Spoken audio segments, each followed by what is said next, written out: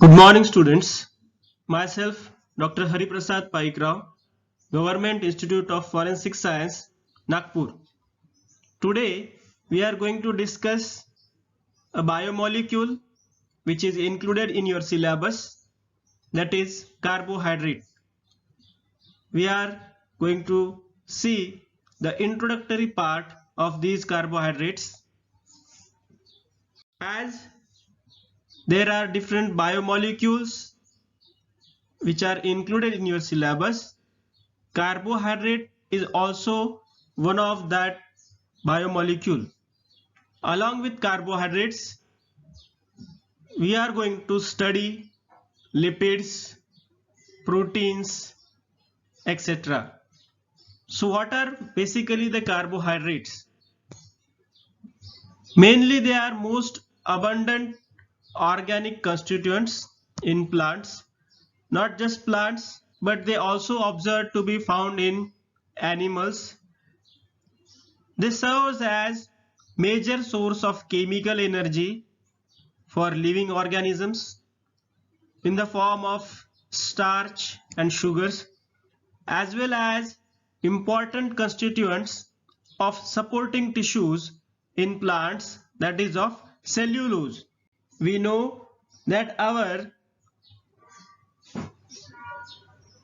cell wall of plant is actually made up of cellulose.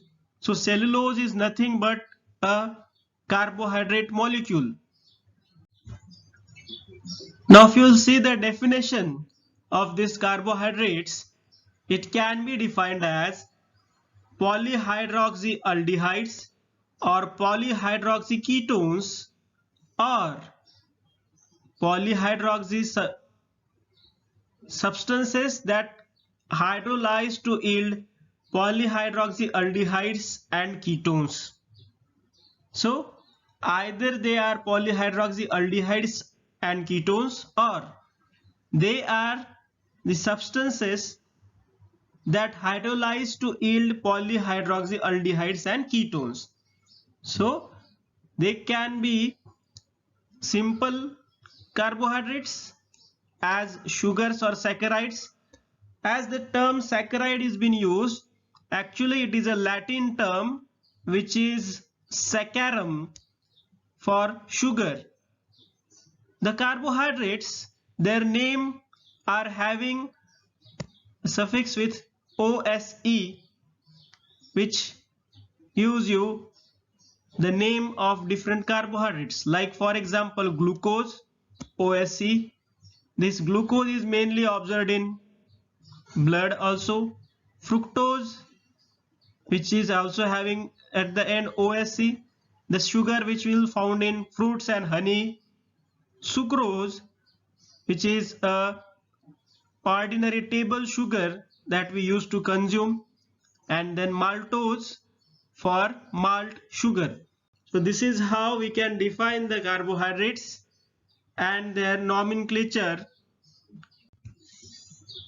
Now if we'll go for the classification of these carbohydrates, it can be classified as based on the number of sugar molecules. They are simple carbohydrates and complex carbohydrates. Simple carbohydrates includes monosaccharides and disaccharides. Monosaccharides are having single unit of carbohydrate. Disaccharides are having 2 units.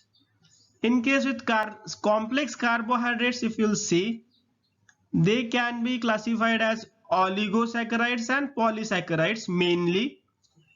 And these are some of the examples of polysaccharides. Oligosaccharides, they do have 3 to 10 units, and polysaccharides, they are having more than 10 units. As the name suggests, poly means many and oligo means few. In this diagrammatic representation also, we are able to see the difference in monosaccharide, disaccharide and polysaccharide. Here a single green unit or for monosaccharide, 2 green units for disaccharide, and in case with polysaccharide they are having multiple green units joined with each other to form a polymer of carbohydrate. So that's why it is known as polysaccharide. Now if you'll go further of this classification, we see that, as I told you, monosaccharide, it is a simple carbohydrate, one attempted hydrolysis is not cleaved to smaller carbohydrates. For example, glucose. Means what?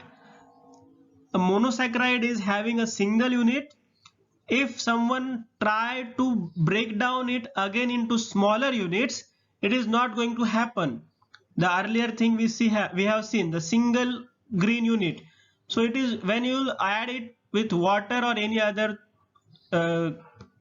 reaction, it is not going to get smaller units of carbohydrates. That's why it is known as monosaccharide.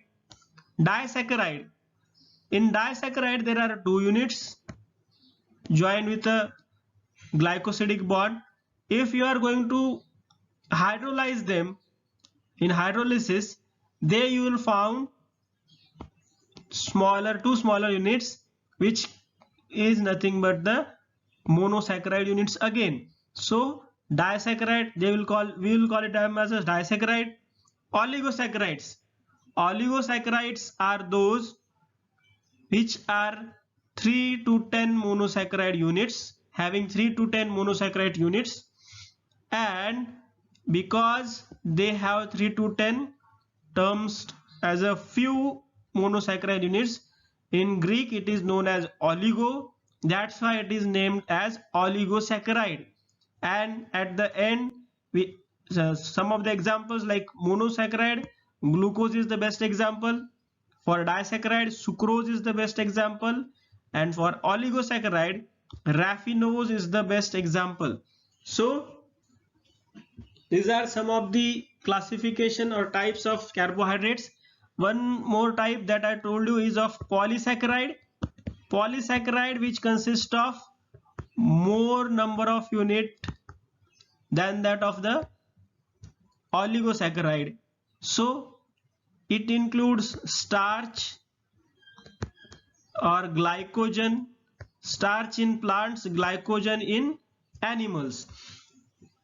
Now this is about your introductory part of definition and classification. We are going to see in the details of all these things one by one. So first of all, we'll start with monosaccharide. Monosaccharides consist of only one saccharide unit or sugar unit. They are non-hydrolyzable. This we have seen. They are subclassified according to the number of carbon atoms present in their molecule. If you are going to classify them again based on their number of carbon atoms, we can classify them, or the type of carbonyl group they contain, we can classify them. How we can classify them, that we will see. Monosaccharides, based on the number of carbon atoms present in the molecule, can be classified as whether they contain a aldehyde or ketone. On that basis also they can be classified. If a monosaccharide consists of 3 carbon atoms, it is called as triose.